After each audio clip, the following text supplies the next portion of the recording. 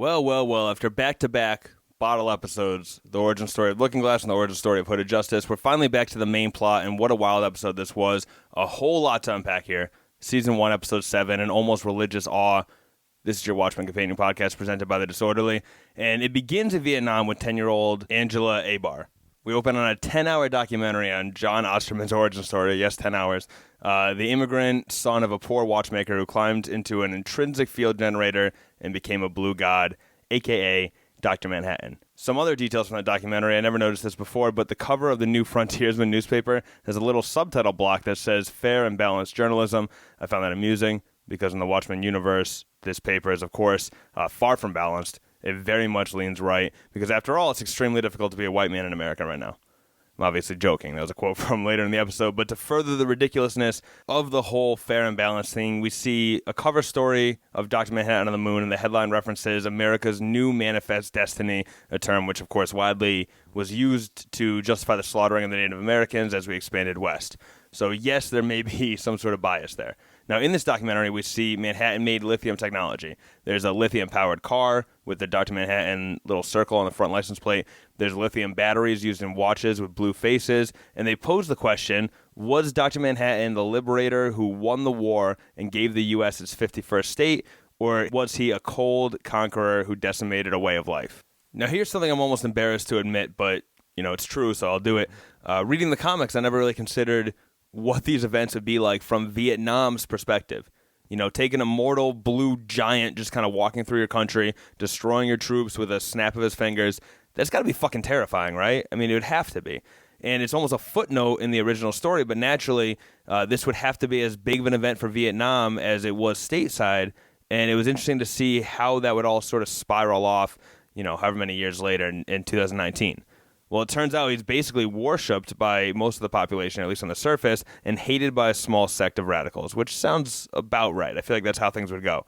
Now, pulling out from this documentary, we realize that we're in a Vietnamese video store, and a little girl, Angela in this case, is buying a Sister Night VHS.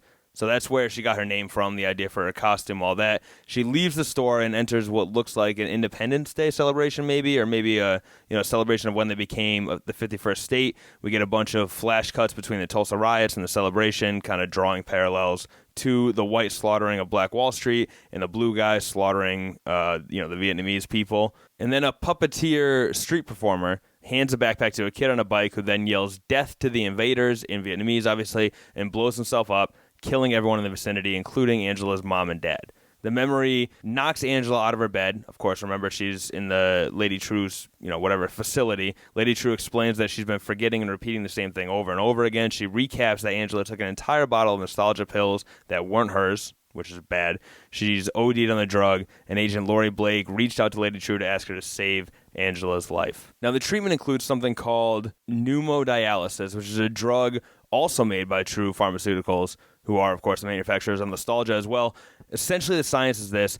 All of Will Reeves' memories are still stuck in Angela's brain, and they're effectively blocking her existing neural network pathways, something called recollective infestation. Now, the fix is to grab a bunch of spinal fluid from some other natural host and flush the foreign memories out of her brain. Angela assumes that this natural host is Will Reeves. It's not. It's an elephant. I'll do my best to explain all that when we get there, although I'm not sure I have a convincing answer for that. At any rate, we hear a little PA system announce that the Millennium Clock will be activated in 12 hours. Tick-tock, tick-tock. Cal drives up to the Millennium Clock, where Pirate Jenny and Red Scare are guarding Angela from the driveway. Cal tries to get into the building to see his wife, and he is greeted by a hologram of Bien True, who, at least for now, is Lady True's granddaughter, or daughter rather, telling him that they're about to activate the Millennium Clock and that she can't grant him access to Angela. But don't worry, though, Angela's fine. A little fishy. Cut to Lori listening to a tape recording of all the mumbling Angela was doing while she was going through her grandfather's experiences. Lots about the Cyclops and, their plot to use mesmerizing technology, along with her confession that Will Reeves did in fact kill Judd Crawford using this technology. Oh, and as I suspected, Looking Glass appears to have killed all of the 7th Cavalry invaders and stolen one of their masks, which is something we should keep an eye on, by the way, because he's currently missing. One of his masks is missing. There's probably going to be a moment where we think the 7th Cavalry is in a position to either kill Angela or whatever. Mask reveal is really Looking Glass. Right, I feel like that's coming at some point. Back to Lori, though. She's made the trip to the Crawford house to talk to Judd's wife and tell her who killed Judd Crawford. It was Will Reeves, a.k.a. Hooded Justice, and the grandfather of Angela Abar. Oh, by the way, nice touch when Lori says everyone has family, some just don't talk about it, which, of course, is referencing her father, the comedian, no doubt. I'm sure that's what that was a nod to. But yeah, Lori explains it all. The nostalgia pills, the murmuring while she was overdosing, the Hooded Justice, the hypnosis stuff. Now, I was watching everything really closely during this conversation because I was trying to see if Judd's wife tipped off Lori that she was a racist, just like Judd is suspected to be, which I think is what Lori was looking for too. Hence the sort of triggering language about how when white men wear masks, they're considered heroes, but when black men wear masks, they're scary, and that a black man killed her husband. Well, she takes all this in stride. She says, thank God times have changed, kind of plays it innocent. Lori proceeds to explain all that she's figured out. That the 7th Cavalry is just Cyclops with a different name, that Judd Crawford is in charge of this organization along with Senator Keene, and the plan was to kill a few cops maybe, get everyone to wear masks, make it so that the good guys and the bad guys were indistinguishable, and Joe would then, in turn be elected president and install the chaos and turmoil going on in Tulsa. Jane Crawford then flips things and says that was the original idea until something extraordinary happened and President seemed like small potatoes. Now that extraordinary thing must have been the return of Dr. Manhattan, which I believe we saw in the scene where Lady True gave the young family that clone baby. Remember the asteroid thing shooting from the sky? I assume that's Dr. Manhattan. I assume that's the event that kind of changed, Joe Keene and the 7th Cavalry's plan. Anyway, Jane drops Lori through a trapdoor on the floor, using a old faulty remote that she has to slap a few times like you would do with a television remote that has, bad batteries. Just a kind of absurd comedy that someone like Lori pokes fun at, marrying the sense of humor that, of course, her father has about all the insanity around him. It's kind of interesting to see that sort of, almost weird humor get flipped on her, where she's not in control anymore. We get an update. It's now 9 hours until the Millennium Clock is activated. I'm assuming this thing goes off at midnight, although I don't know that for sure. The PA system says that all personnel must remove any metal implants. Bien then walks into Angela's room to do a study on her. She shows her 2 cards and asks her a simple question. The first is a man flying a kite and a man handing a lollipop to a little girl. The question is, which man is more trustworthy? To which Angela says, the candy man, because people don't fly kites alone. Next is a picture of a man holding a knife with a girl who has her arms crossed behind her, and then a woman who is walking on a ledge. The question is, which woman looks more scared? Angela says the one who's about to jump. Finally, 2 identical cards with a screaming lady. She asks which woman is the angriest. Angela says they're exactly the same, and Bien says, are you sure? Turns out this is all research for her dissertation, which is on the adoptive function of empathy and the role of rage suppression and social cohesion. Empathy bomb. Here we come, right? It seems like she's literally studying how to make an empathy bomb, especially given her mom's work. Now, the true beauty of the scene was Bien's stinging question. If you don't want your kids to worry you're a cop, then why are you a cop? This triggers a series of flashbacks from Will Reeves' life that lead to a series of flashbacks from her own life. And then suddenly we're with little girl Angela, and she's pulled out of her orphanage to identify the puppeteer who was involved in the bombing that killed her parents. She does so without hesitation, and she asks the officer if she can wait to listen to the man's execution. The police officer, kind of twistedly, is impressed by her bravery and hands her a badge. It's clear from the stories that she was born to be a cop. It's in her blood.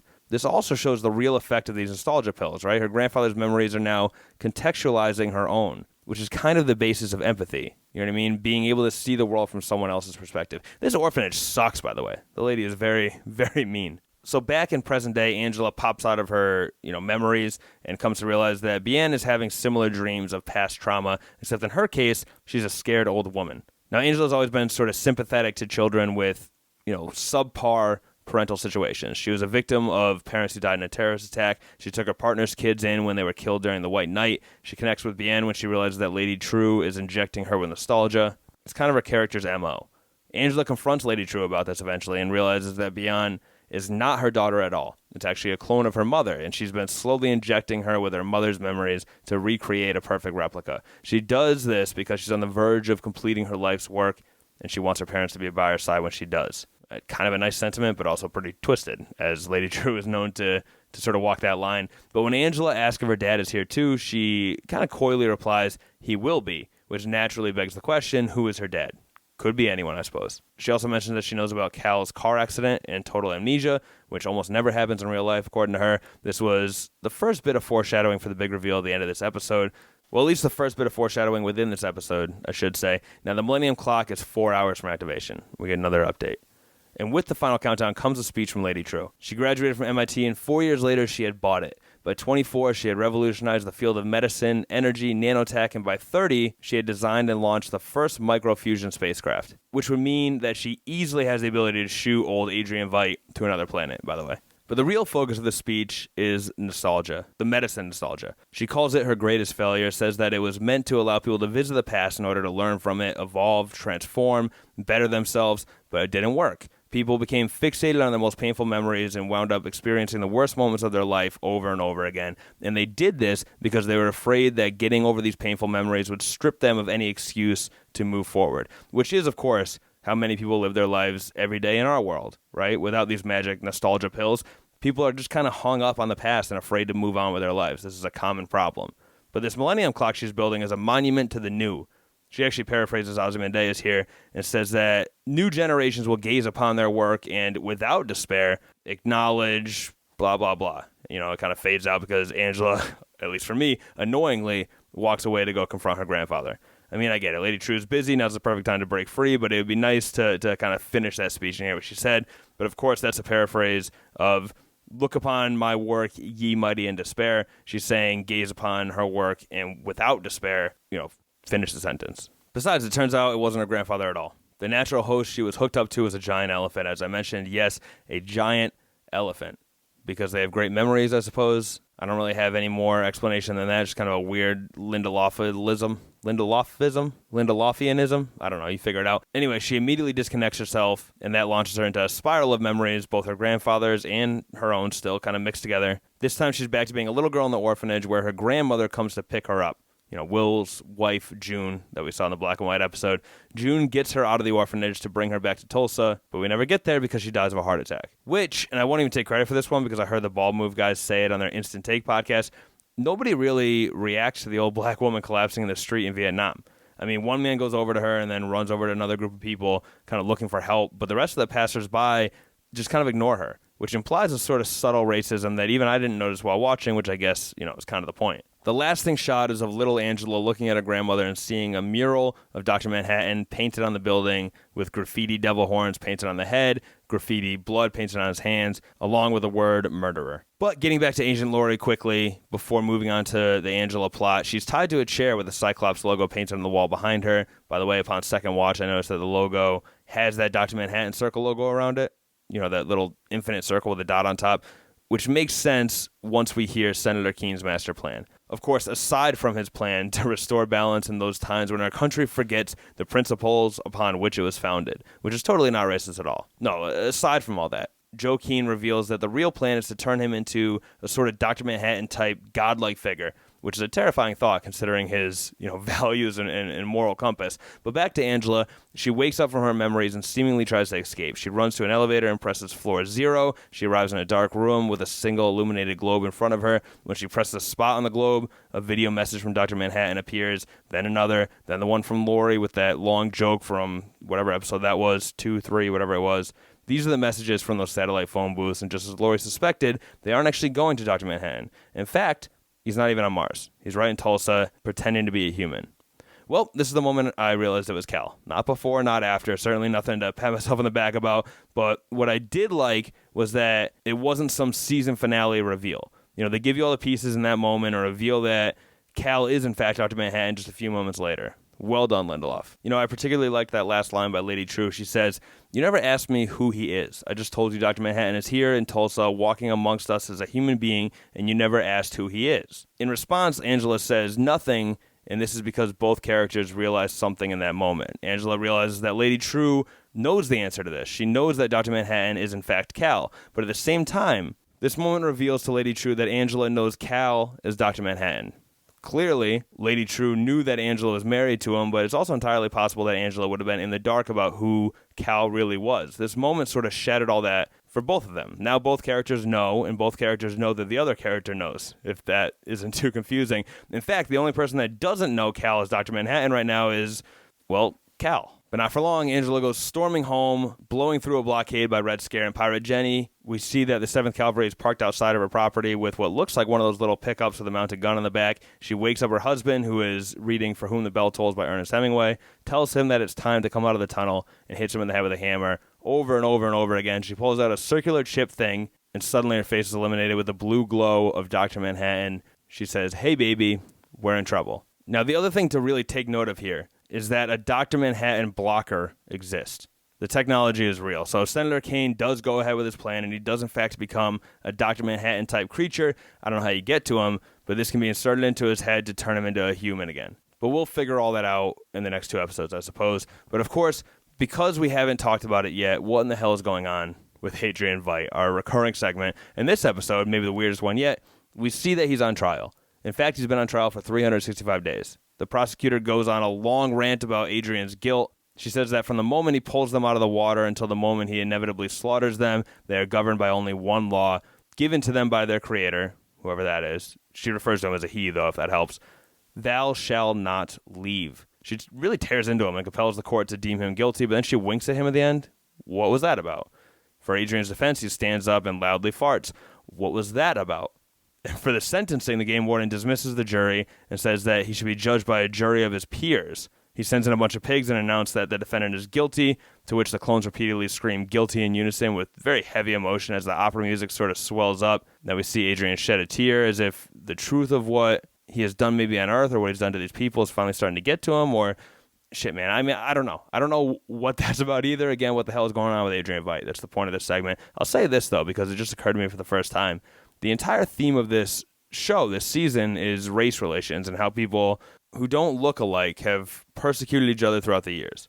Well, isn't that interesting that in whatever weird vivarium of a universe Adrian's imprisoned in, everybody looks exactly the same? Is that a coincidence, or was that by design? Is that something that's required for a utopia in, whatever world this person, whoever this is, created? That's kind of an interesting thing to sort of mull over. And the final mystery I'll remind you of, who is Lady True's dad? Could it be Adrian Veidt? That would certainly add some credence to the theory that he was spelling out "Save Me, Daughter" with all the bodies. Remember, we only saw "Save Me" in the letter D, the rest was cut off. Or could her father be someone else? Dr. Manhattan, perhaps, somehow. Or maybe the comedian, and she's cloning him like she's cloning her mother. Or Night Owl, maybe? The other main character from the comics who hasn't made an appearance yet. I'm not sure the ages match up on any of them, but then again, I'm not exactly sure how old Lady True is. Only that she's older than 30 based on that speech. So I guess that's where I'll leave things this week. This was a very strange episode. One of the stranger episodes so far, but I'm on board. 2 to go. Bring us home, Lindelof. Thank you for tuning in. Rate, review, subscribe. Thanks, guys. Peace.